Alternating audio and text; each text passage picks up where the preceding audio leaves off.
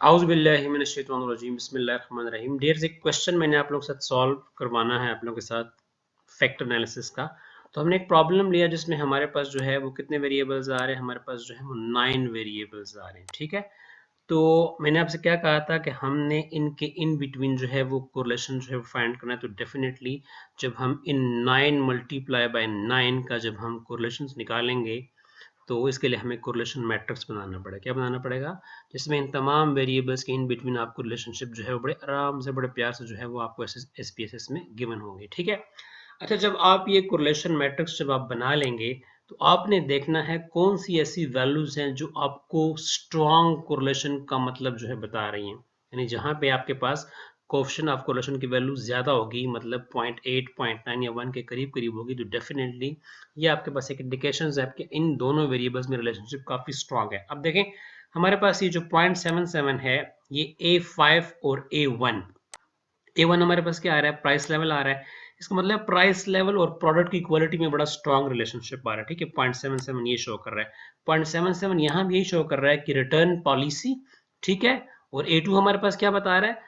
Store personal, जिसको हम staff भी कहते हैं। ठीक है, यानी रिटर्न पॉलिसी और आपके पास जो स्टोर का स्टाफ है उसके दरमियान भी रिलेशनशिप क्या आ रहा है? बड़ा स्ट्रॉन्ग आ रहा है। यहाँ पे 0.71 आ रहा है, इसका मतलब है A6 और A4 में भी रिलेशनशिप काफी स्ट्रांग है। 0.72 indicates that there is a strong relationship between variables 7th and variables 4.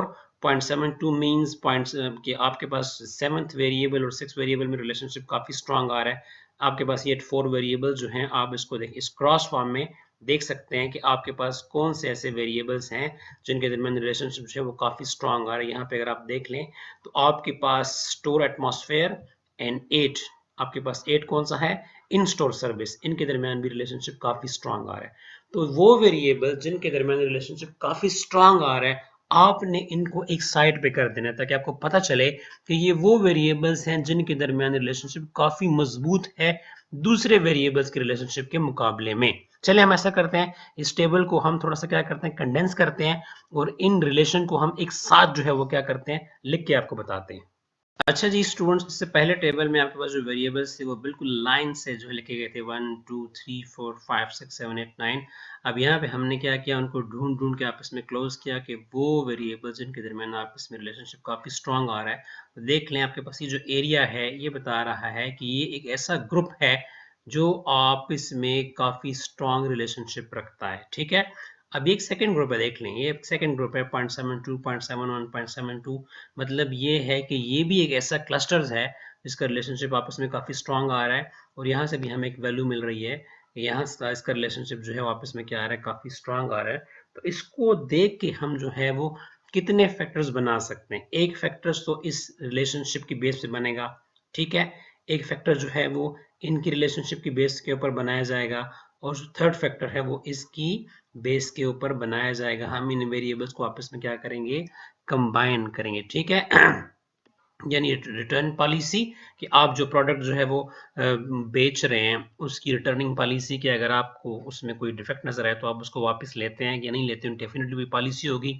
In store service क्या है, स्टोर के अंदर जो है वो सर्विसेज कैसी प्रोवाइड की जा रही हैं, स्टोर का एटमॉस्फेयर कैसा है। ठीक है, और स्टोर का स्टाफ कैसा है। इन चार वेरिएबल्स में क्या आ रहा है, आपस में काफी स्ट्रांग रिलेशनशिप जो है वो आ रहा है। इसके बरक्स अगर हम देखें, असॉर्टमेंट डेप्थ से मुराद ये होता है कि आपके पास अगर कोई प्रोडक्ट है तो उसकी कितनी वैरायटी जो है वो आपके स्टोर में जो है वो पड़ी हुई है। ठीक है, एंड असॉर्टमेंट विड्थ का मतलब है कि आपके पास जो डिफरेंट प्रोडक्ट्स हैं वो डिफरेंट प्रोडक्ट्स की जो है वो कितनी वैरायटीज आपके स्टोर में अवेलेबल है, एंड प्रोडक्ट अवेलेबिलिटी। तो ये तीन वेरिएबल्स भी आपस में आपको बता रहे हैं कि इनमें एक स्ट्रांग रिलेशनशिप जो है वो आ रहा है। ठीक है, इस तरह price levels and product quality जो है ये भी आपको बता रहा है कि इन दोनों में भी क्या आ रहा है, एक रिश्ता आ रहा है। तो अब देखते हैं कि हम कैसे जो है वो इन 9 वेरिएबल्स को 3 फैक्टर्स में जो है वो कन्वर्ट करते हैं। ठीक है, अच्छा जी, हम क्या करते हैं कि फैक्टर एनालिसिस की बेसिक्स जो है वो प्रोवाइड करते हैं, यानी लेबल्स देते हैं इन फैक्टर्स को। ठीक है, तो जैसा कि टेबल में हमने उन वेरिएबल्स को यकजा कर लिया था सेकंड टेबल में कि जिनके दरमियान रिलेशनशिप जो है वो काफी स्ट्रांग आ रहा था। लेट्स सपोज A3 हमारे पास रिटर्न पॉलिसी थी, A8 जो था वो इन स्टोर सर्विसेज थी, A9 जो था वो स्टोर एटमॉस्फेयर था, वाल A2 is store personal mean store का जो स्टाफ था।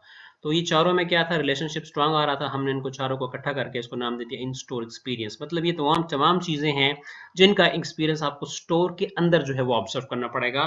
तो बजाय आप इन चार को ऑब्जर्व कर रहे हैं, आप कह दें इनको आपने एक फैक्टर का नाम दे दिया कि इन स्टोर एक्सपीरियंस के जो है ये, मतलब ये चारों जो है, इन चारों का अनुमान क्या है, इन स्टोर एक्सपीरियंस। इन चारों को आपने मिला के क्या नाम दे दिया, इन स्टोर एक्सपीरियंस, इसको एक फैक्टर बना दिया। ठीक है, जो नेक्स्ट पॉइंट था हमारे पास, जो नेक्स्ट तीन हमारे पास वेरिएबल्स आ रहे थे जिनका रिलेशनशिप काफी स्ट्रांग था, उनमें एक असॉर्टमेंट डेप्थ आ रही थी, एक असॉर्टमेंट विड्थ आ रही थी, और आखिरी क्या रहा था, प्रोडक्ट की अवेलेबिलिटी आ रही थी। ठीक है, अब डेफिनेटली इन तीनों में भी मुमासलत है, इन तीनों में भी जो है वो मतलब इश्तराक है, तो इसको हम कहेंगे प्रोडक्ट ऑफरिंग। ठीक है, तीनों में प्रोडक्ट आ रहा है ना, प्रोडक्ट की क्वालिटी बता रहे हैं, उनकी अवेलेबिलिटी बता रहे हैं, उनमें वेरिएशन बता रहे हैं, तो प्रोडक्ट ऑफरिंग हमने इसको फैक्टर का नाम दे दिया। ठीक है, हमारे पास प्राइस लेवल और प्रोडक्ट की क्वालिटी आपस में स्ट्रॉन्ग रिलेशनशिप जो है वो इंडिकेट कर रहे थे, तो हमने वहां से ये इस्तेदलाल कर लिया कि हम दोनों को मिला के हम एक फैक्टर बना लें, तो उसको हमने बना लिया वैल्यू। ठीक है, यानी प्राइस लेवल और प्रोडक्ट की क्वालिटी से पता चलेगा